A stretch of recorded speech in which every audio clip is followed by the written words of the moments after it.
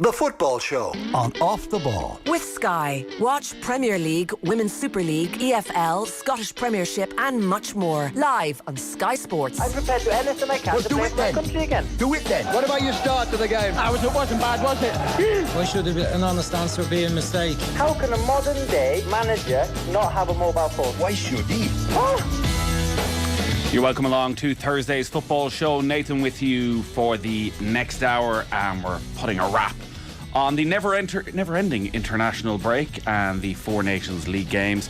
And we want to talk a little bit more about the star from the Republic of Ireland point of view. Nathan Collins was the only outfield player to play every minute of all four games, and of course he capped it all with that sensational strike against Ukraine on Tuesday night. And I'm delighted to be joined by the man who, well, really made Nathan Collins the player that he is today. His dad, David, is with us. How are you keeping, David?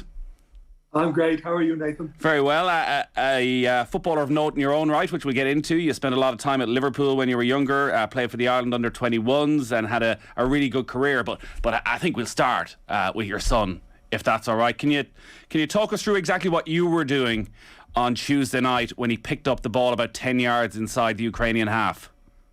Oh, listen, you surprised me with that question. I was out walking in the forest, so I don't deal with the matches great when I'm not at the matches. Right. I know it's a bit unusual, but I went out. There's a park out my back here, St. Catherine's Park, and I head out to Great Forest there, go for a walk and just get away.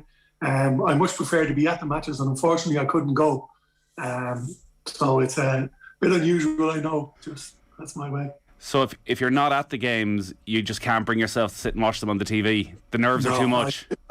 I find it's frustrating. You don't see everything. You're just seeing little snippets and the commentary, and it's a tough watch. When you're at the game, you see the whole picture. You can see the whole ground being covered by players, and you can see everything. And you're allowed. You can get a bit involved in the game. You can give a shout or two, but it's very, very difficult. Obviously, at home, it doesn't do it for me.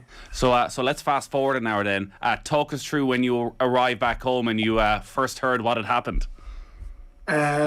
Well, my phone was lighting up. I had my phone with me just in case of an emergency, but I didn't obviously check any messages. But generally, when I start getting that many messages in, as happened previously, I know something decent has happened, if that makes sense. So there was a bit of anticipation as I was coming home, and that something had happened. And his Nathan's mum was there, and she came in. I came in, she's screaming, "Oh, he scored!" And great excitement. And, it was just everything. He parted and he ran through, and I said, "Okay, it's great." And then I had to go up and collect his sister, who was up at Gaelic training.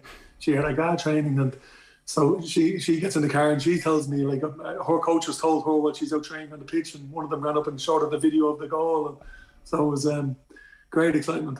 That's brilliant. That is brilliant. I'd imagine when your phone is hopping and you know that something good has happened, you can't quite have imagined just how good it was and how brilliant the quality of the goal was. Like, this is right up there with one of the great Irish goals. Yeah, listen, I'm only presuming something good had happened, but it was just the amount of messages and things that were coming into my phone. It had to be something, so the anticipation, it's the hope that kills you, But I got home and it was all finished and then everything. So I then watched back the match and I look at it then in the clearer view, none emotion involved. And it just, I didn't look at it on social media. I don't generally look at much on social media. So I just watched the match there, and it was amazing. I just couldn't expect it. Michelle explained it to me, his mum, but to see it just blew me away. And were you thinking, I remember showing him that move all right when he was about 6 out in the back garden? Yeah, listen, there was... He would have done it, to be fair to him, when he was younger with Cherry Orchard and things like that. He'd often make runs through, but that's a kids' football. It's a different situation, to do it away to a team like Ukraine, who I think are a serious team, by the way. And I know people said they haven't had matches, but they've been together as a group. So I don't think Stephen has got the credit he deserved in the performance against both matches against them. So I think it was very impressive to do it at that level. It's been a long old season, and these international fixtures have added to it as well, and he's played a lot of football over the last few months. So I don't know if has he had time to come back home post Poland? Well, listen, since Christmas has been absolutely incredible. Obviously he's got into the Burnley team and he's done ever so well, but he's gone through a relegation a dogfight, which has been nip and tuck the whole way right to the last minutes of the last game. So mentally for a young lad in that position to go through that was absolutely tough. He, it was really, really difficult for him, and to come home and then get into the Irish group really was a godsend. That is, like, as we said, we were going back. I said, Nathan, you're going home to your friends and your pals, and you're meeting up with them, and you're going to represent Ireland. He was so devastated, obviously, about Burnley, going down. It meant so much to him. It was just such a godsend to be in with the Irish group and in with all the lads, Keith and Stephen and all the boys and all the players. He's grown up with so many of them as well. It couldn't have been any more perfect for the lad. Geez, you must be just so incredibly proud of what he's done, even over the past 2 weeks. Yeah, listen, it's obviously we're living through it a long time with Nathan. Like it's going back a few years from when he was 17, when he broke into Stokes team, and it was my Molly's funeral, who's basically my aunt, but she like my mum, and it was her funeral, so I couldn't go over for that match either. So and then he makes his debut there at 17, and from there he's just done things that it's difficult to compute what he's done at times. Like, I don't really try to look at it too hard, because if I do, I think I'd be terrified. I'm just so proud of him, and it's more than that. It's how he handles himself and how he behaves. That's the biggest thing. Like, as hopefully he has a good career. He's 10 years, 15 years ahead of him. But when that's all finished and all this excitement dies down and is not around him, he's still going to be our son. He's still going to be the brother in the family, and he's so it's very important that he's a good man and he's good grounding. Can you go back even further then to when he was a very young age and starting playing football? And the Collins family are very well known in football circles in Ireland. As I mentioned, you played at a very high level. Your brother Eamon, people will, I'm sure, know from his time with Brian Kerr at St Patrick's Athletic, and been a brilliant player at a very young age as well, if I remember. And your other son's been involved in the League of Ireland. There's a long history there. So a good football when you see them, and you were involved with Cherry Orchard. So while it is your own son, what age did you look at Nathan and think, actually, he's playing DDSL football, he's playing at a good level with Cherry Orchard, and actually, as much as there might be a little bit of bias towards your own son, actually this guy, he is a bit ahead of everybody else. Yeah, it's a delicate balance. Sometimes you can be too hard on your own son when you're coaching, which happens a lot of the time, and then sometimes you can be too soft. So it's a really delicate balance. You really have to distance yourself from the father-son relationship and treat him as a player, and that's the only way we can be successful.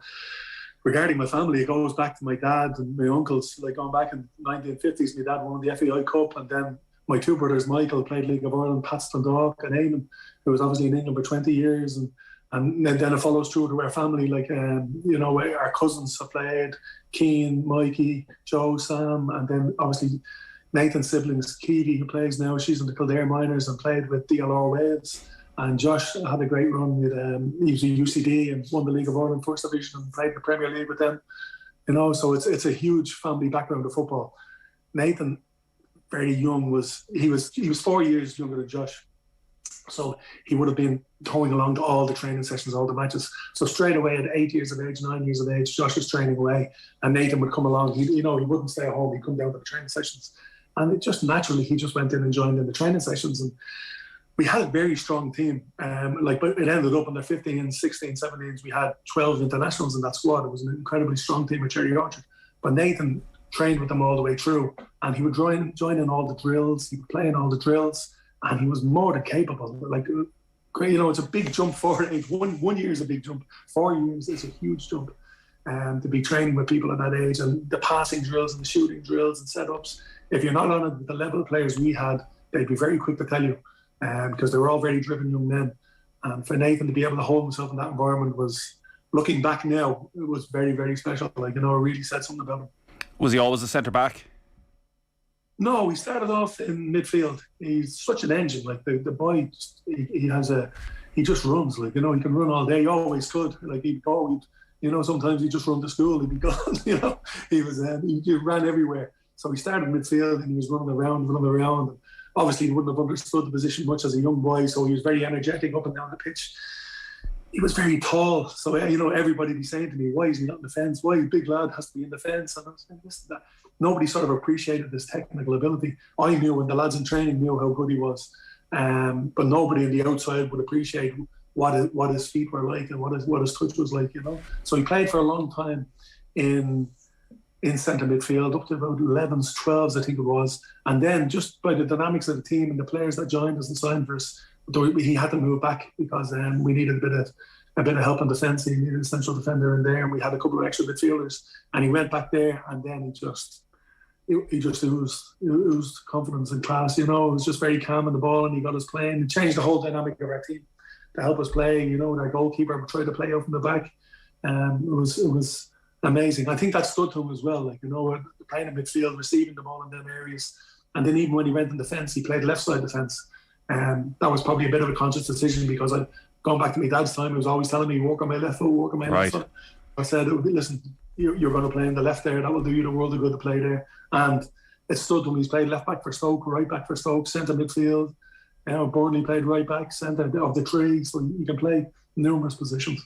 Yeah, it's interesting that step back because John Giles would always talk about here on a Thursday night that it's a straightforward thing for a midfielder physically, if they're up to it, to step from midfield back to defence because you can see more of the pitch. You don't have to have that turn. You know, he often talks about Declan Rice. Actually, you can see his long-term future being as a centre back because it'll be so much more comfortable for him. That actually for Nathan to learn that midfield position. And it's funny now how perceptions even still are, people look at him and see the big giant of a man and you think of the old traditional Irish centre back, and then you watch him and the pace that he has, and also the range of passing and how comfortable he is with the ball at his feet. Like, he is a proper modern centre back.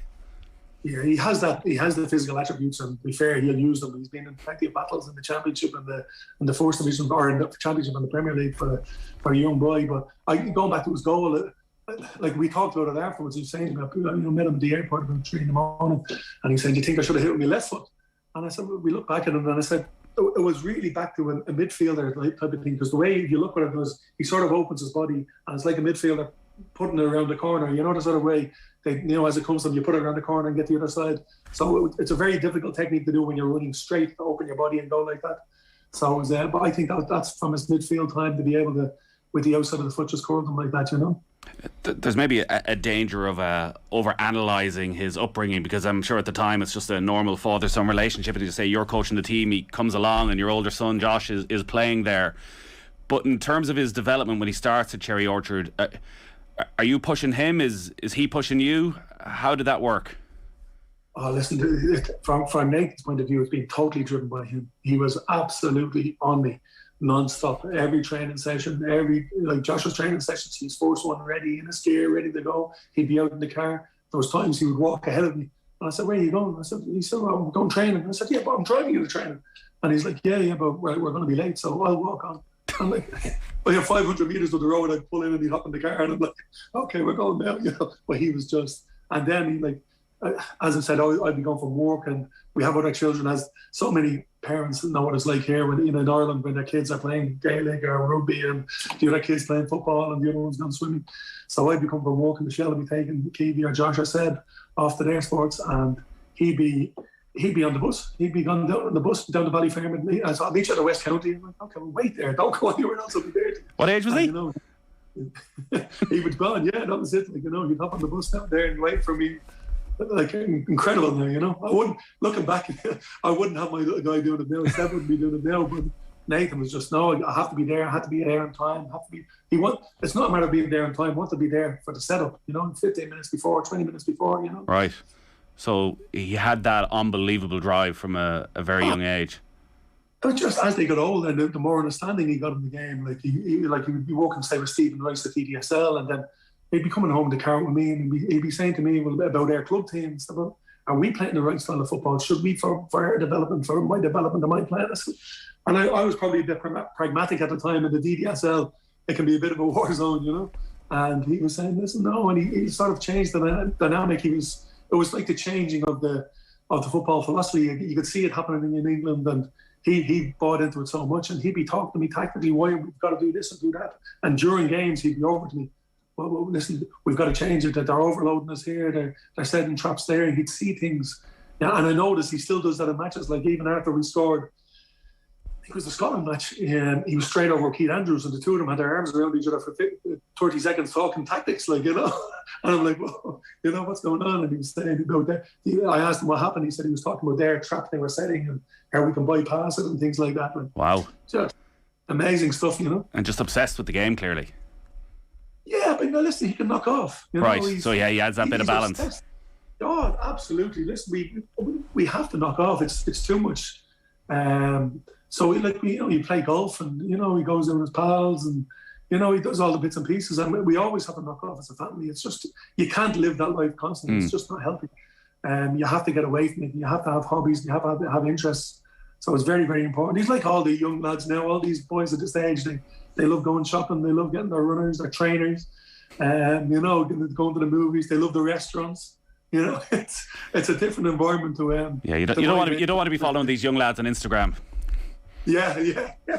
They're having too good a time. I just think it's fascinating at that. He's 10, 11, and he's so driven. And I'm sure there's a lot of people listening in, and myself included as a parent. You want to instill that sort of drive and ambition and sort of leadership at a young age in your kids. What do you put it down to when you look back? Like, where did that come from? I just think he had it in him. He was just so competitive. Like, we'd be doing drills with Josh out the back when Nathan was 4 and Josh was 8, and he'd be so competitive to try to beat him in them drills. And you can say it's the second child syndrome or whatever it may be, but in everything in life he was so competitive. In the school sports day, you could see him fighting, and like, I seen him in matches, and as a young lad they're getting beaten 6-0 and 8-0, and he's crying on the pitch, and he's fighting, and he's just trying so hard, and he won't give up. And you're like, wow, like, wait, as a parent, there's a person who's been involved in football. I'm looking, like, it's 6 years of age, I don't care. It's 8 years of age, I don't care. They're losing the match. I'm looking and I'm thinking, this guy has an attitude that you cannot coach. You just cannot. He just went beyond me as he grew and got older. I couldn't fulfill what he needed. Listen, Josh had a great pathway from his Cherry Orchard days. Went to UCD, got a scholarship, got his degree, stayed on, got a master's, won his Collingwoods, won the League of Ireland. Absolutely fabulous, and got great qualifications. And any parent would be so proud and delighted for their children to do that. But he was just not having it. He was just driving, and he wanted more. And as I say, the likes of Stephen Rice then was giving him. Stephen started with the DSL, started doing a bit of the video analysis and things like that. And the diet came in, and it just, everything changed. We take care of him, how they eat and things like that. He just changed the whole dynamic, how he takes care of himself now, and just a different animal, So were you talking then at a really young age about him going to England? No, we never talked about any of our kids doing that. That would never be part of the conversation. Listen, success for us as parents, and me and Michelle have said it, is we get our kids to play sport, whatever sport it may be, till after the leaving cert. That is the number one. If we keep them to that, there was times I remember Josh coming home from training and Nathan coming home from training on Tuesday nights, and you'd see the lads walking up the street and they'd have cans or bottles and they're heading off to the park or they're going. And I said, oh, there's your pals. And the start, he's heading out. Oh, no, we've a match Sunday. Like, it'll be a Tuesday night. I said, no, we've got a game Sunday. But no way. And you're like, that's the discipline. That's the real success. Now, anything on top of that, then it's just absolute glory. The sort of way. Anything after that, like, well, I've been so fortunate with my kids. But if you have your kids playing sport and getting a leaving cert and keeping them to that level, you have to have a certain discipline in your life, and it'll make you a seriously good person going forward. If you can keep that going up to that level, Nobody better positioned as well to give him advice when he did go then over to Stoke. You'd been to Liverpool, 25 years ago, was it? Maybe a bit more, 35 years ago at this stage. Let's not get into the numbers. But you'd gone over probably 16, 17 at a time when Liverpool were, the dominant force in English football, and you'd spent a lot of time in the academy there. How much of that experience that you gained and trying to make that breakthrough did you feel was relevant for Nathan when he was going over? So many young Irish players do, and so many struggle when they get over there. What were you able to pass on that just could maybe give them that little bit of an extra edge? For me and myself and Eamon were like 14, so going away. I know we probably weren't supposed to in that age, but that was in them days, that's when you went, you'd be junior stage, you were gone.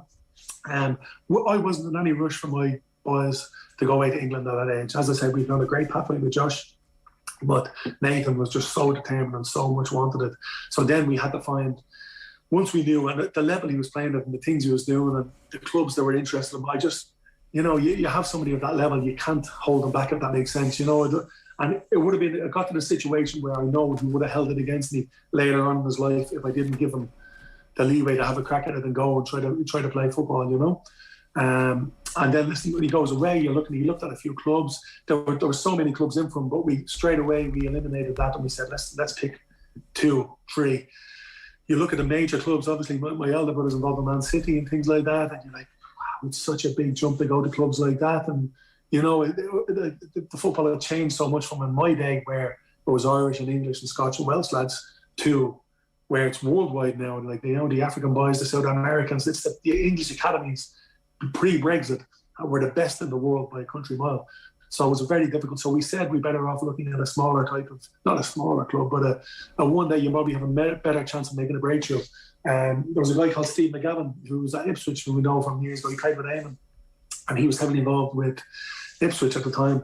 And Mick McCarthy was the manager there. So we said, oh, that's going to be an ideal one. We know Ipswich is a beautiful part of the world. It's not being quiet. It'd be a nice place, you know. So we went over there, and I know Mick. I played against Mick when he was manager at Millwall. I know him from Ireland and things like that. I've met him numerous occasions. He's great. I know his agent, Liam Gaskin. And Mick took him in there, and we were like, yeah, listen, this is, Nathan loved it. The people were good. Everything was great. And they were championship, I think, at the time. And then Mick got the sack. So we were looking then to look at other clubs, and then the Stoke one came along, and Stoke were going really well in the Premiership, and we were a little bit worried they were going so well. I think they were 9th in the league at the time, but they'd really changed their style of football. But we went in there, and he had a look around, and there was Rich Walker and Kev Russell were there, and they showed us around, and I sort of went through a few doors that you're not supposed to go through, you know, to have a look and see what's going on really behind the scenes at the club. But you could see there was a real desire of that club to improve their academy. The owners were so determined to bring their academy up and to bring players through. It was incredible. Like, you know, you could see that. And Nathan went in, he sat down, and we went and had a cup of tea, and the cleaning lady came over and had a cup of tea with us, and we had a chat, and just really liked and really fit well. And then when Mick gone, Stoke seemed to be one that fit, and that's why he went there, you know. So that was the... Yeah, it didn't take him too long to make the breakthrough. And then, like Stoke, like Ipswich, one of those clubs, like so many championship clubs, managers change all the time. And I guess one of the real positive signs quite early on for Nathan was that, you know, whatever manager came in kept picking him. That whatever the style of play they wanted to implement, that they saw something in him they liked. Listen, most people in Ireland are just seeing Nathan now. Like, it's such a hard gig for these young Irish boys going over here to break into a team in England. So Nathan gets in, he breaks into the team. He goes training first of all, Mark Hughes, he's managing, and he's breaking into the squad, he's there regular, and then Mark gets a sack. Then he's Gary Rowett, he's in the Gary Rowett in the squad, starting to make his breakthrough. He gets the sack. And you're like, okay, here we go again. And then Nathan Jones comes in. And he goes, gets in there, does a pre-season, absolutely flies in pre-season, hit all the numbers. He was topped up at the high levels, all the running, the long distance, the sprints, everything. He nailed everything, you know. And Nathan Jones said, yeah, you're right in the squad. And gets in, makes his debut, going great. And then Nathan Jones gets the sack. So what happens next? Then a new manager comes in, you know, you pop down the order. You know, it's just natural, and you wouldn't blame, like Michael O'Neill, you couldn't blame him. Like, you know, he's come in with a new job, he's going to play the season. Ryan Shawcross, Danny Bath, you know, Bruno Martins, Indy, incredible centre halves there. So straight away you go back to them, and so Nathan then has to win Michael over, and he goes again. So, and he's had to do that every single time. And even when he went to Burnley, we under no illusions of how difficult it was going to be. You have Ben Mee and James Tarkowski, and obviously Sean Dyche was there, who's an incredible manager, and you know, it was clear that they were 1 and 2, but we felt Nathan was going in there as number 3, and we felt he would get an opportunity.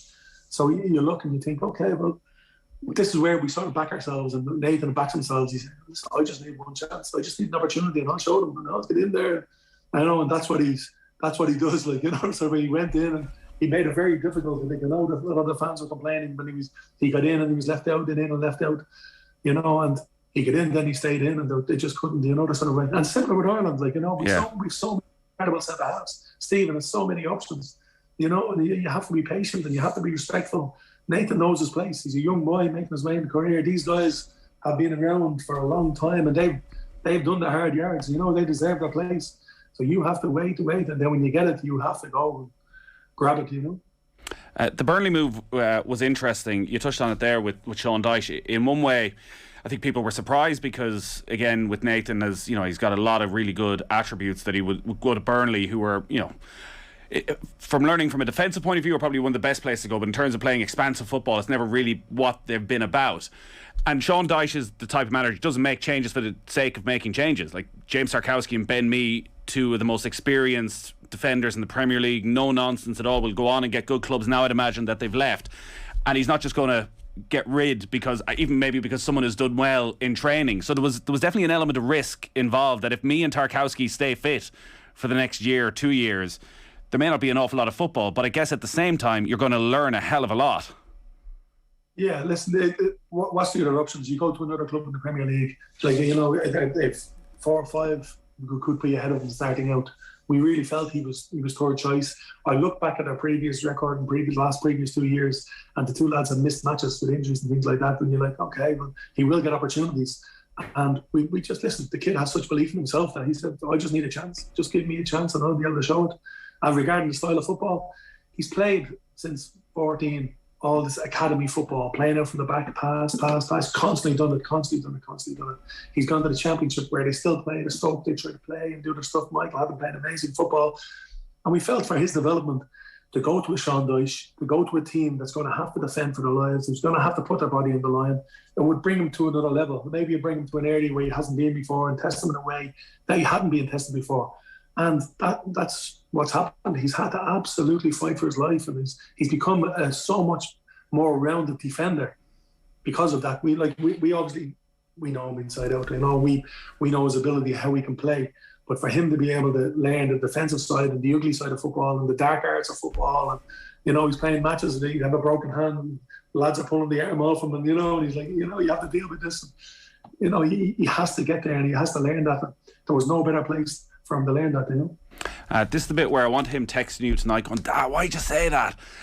Everyone's obviously wondering what will happen next, and it's, I don't want to say complicated, but obviously Mee and Tarkowski have both left, which means that Nathan and Kevin Long, I think, are the only two centre halves remaining. There's a new manager, Vincent Kompany, who, one of the greatest defenders who's ever played in the Premier League, somebody that you could really learn from, and maybe a full season of being the main man is an attractive proposition, and that was probably what everyone thought was the right thing to do a fortnight ago. But the world moves pretty quickly, and when you score a goal like that and you put in performances consecutively in the way that Nathan has, things change. Like, you see, it sounds like you've been very methodical in how you've gone about this so far, that you've made the right decisions at the right time. So I'd imagine there's going to be some interesting conversations over the next couple of weeks. Yeah, well, first of all, we haven't had the conversation starting off. He came back the day after they were relegated, and the first thing he said, listen, I don't want to talk about Burnley, about what's happening and what's going to happen next year. He said, I need 2 or 3 days off, and then I'm with the Irish team. He said, and that's all that matters. That's all I want to focus on. I can't think of anything else. It's just it's not right. It's not appropriate. I've got, we're fighting for our lives with Ireland. We have a big tournament to start. And that was the first thing. So obviously Eamon, my brother's taking care of him and the agents and stuff over in England and all that. Eamon's based over there, and he's based in dealing with people. So really, we haven't had a conversation between myself and Nathan and Eamon about that. He finished up, he came home, he's gone away on holiday today, he's gone away for a week. And again, he just said, listen, I'm gone away for a week. Don't say, I don't want to know anything. Just let me have a breather. I need a break, which is more than reasonable, you know. And the way we've tried to look at it is, you have to trust people. Unless Eamon's my brother, I can't get anyone I can trust anymore. So that's his job. That's what he's dealing with. He's going to, we haven't spoken to Burnley. Vincent Kompany is an incredible player, incredible human. His manager, he's done a fantastic job where he's been an Anderlecht. He knows Nathan has been playing with Ireland, so he's not going to phone him during camp. It wasn't too long ago he was playing. So Vincent knows what he's doing. So it's just a matter of Eamon will talk to the club. Eamon's over there and see what the club say they need or what they're looking at, and then we'll weigh up. If somebody comes in, we don't know. If they do come in, if they don't, what a position! Worst case, there's no worst case. There's no 21 years of age, and these are the options in front of you. It's not bad, is it? Incredible. Yeah. You have Vincent Kompany coaching you to be what you want to be, or else we don't know, and that's what football is now, and that's what the Premier League is, and that's what Championship. The way it's gone now, and the money that's involved, it's way beyond, and it's not really for Nathan to worry about that. That's his job. Is to do what he's doing, and his job now is to knock off for a week, 2 weeks, get away from everything, don't be involved in anything, just get away from it, put the ball away and recover, because mentally and physically he's put such a shift in, it's beyond belief. So he needs to get away from it, you know. I see somebody has changed his Wikipedia. His name on Wikipedia is now Nathan Ronaldinho Michael Collins. I presume Ronaldinho isn't his actual confirmation name, is it? No, I don't think so.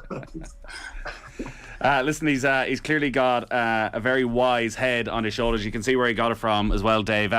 You need to get your tickets and your flights sorted good and early next time round, wherever he ends up, because you don't want to be missing too many more moments like that. No, listen, you're not missing them. You know, you're there with them the whole way. It's amazing. We're so privileged. We're so proud, and we're so lucky. You know, the sort of way. We're one of millions of all these Irish families that have their kids playing sports, and that for him to go and do what he's doing, it's incredible. And then the goodwill he's getting, and he appreciates. You know, he's so humble. He appreciates the, you know, like we met.